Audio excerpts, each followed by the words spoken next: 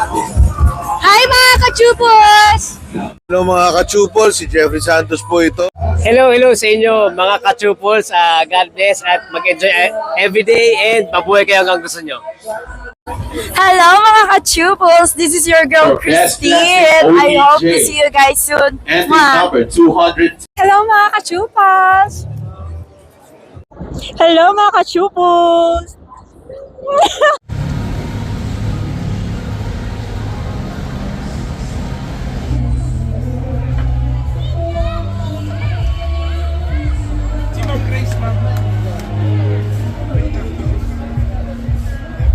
Hello mga ka-Chupos, at ayun na last day na ng World Bazaar at syempre kasama natin si Ma'am Faye at si Sir Jeffrey.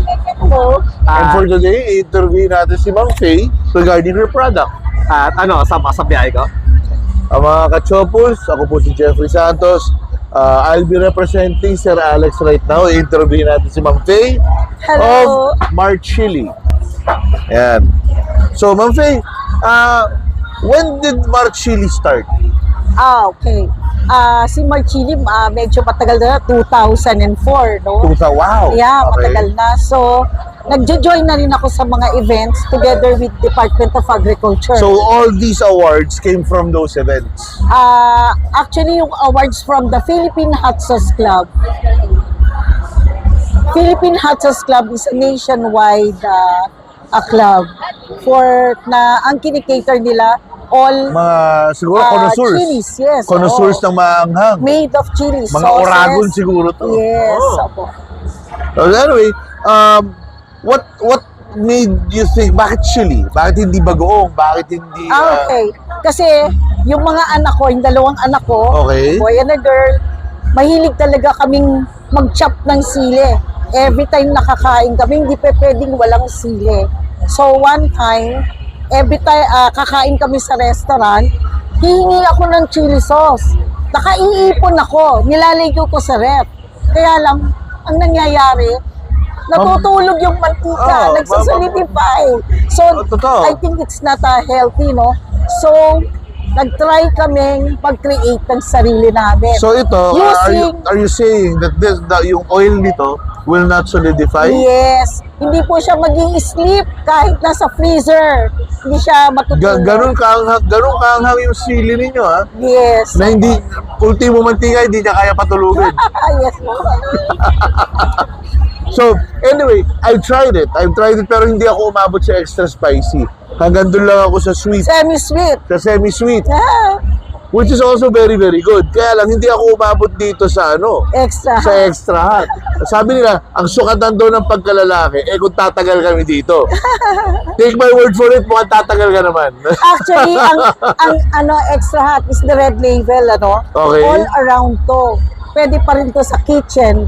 Yung mga chef, ginagamit nila yan. Ayun, Sa so, mga kaldereta, actually, chicken curry. naniniwala ako doon kasi kesa magtagtad ka pa ng sili. Yes, opo. Di ba? Probably half a scoop of this, Yes. ng half a Opo. teaspoon. Opo. Ako, I've yet to discover. I've yet to discover kung ano yung Scoville content niya pag ginamit ko sa pagluluto. Ang pagkakaiba ng Marchili sa ibang chili sauces, Bukod sa spelling. yeah, hindi niyo babaguhin yung lasa ng kahit na anong kinakain. Oh, my wife hates that. Yung Yan. susunugin lang niya yung dila ko. Yes, kahit Oh, na she hates kung that. halimbawa hindi nyo type yung ulam nyo, paglagay nyo ng Marchili, i-enhance nyo yung So, mas hindi mo magugustuhan. Mali naman yun. Hindi, yung food. Sasarap. sasarap. yung pagkain. Yeah, oo, may enhance nyo yung lasa.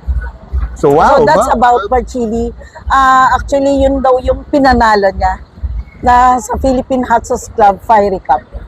Actually, ma'am, ang sa amin, when we cook kasi, well, sa mga hindi ko nakakalaman, nag-aaral din po ako ng pagluluto sa culinary, kaklase ko, kapatid ko.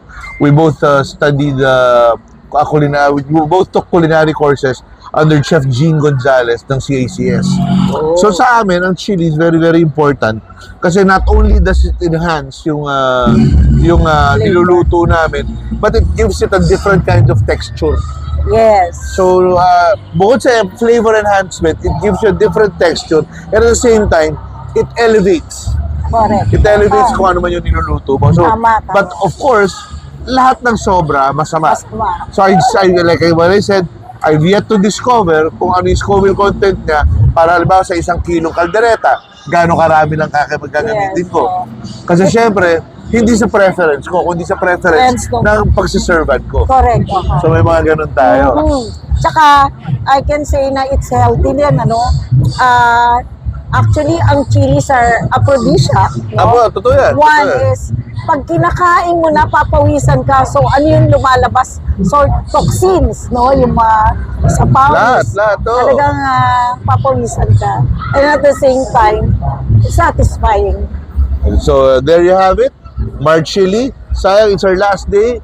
I think the numbers here, you could call Ma'am Faye para to directly talk to her regarding it kung gusto niyo umorder na mas marami. And again, So, guys, the green label is the semi-sweet and the red label is the extra hot. okay, so ayan po mga ka-chopuls at this is Jeffrey Santos and Ma'am Faye Thank signing you. off for Sir Alex. Thank you.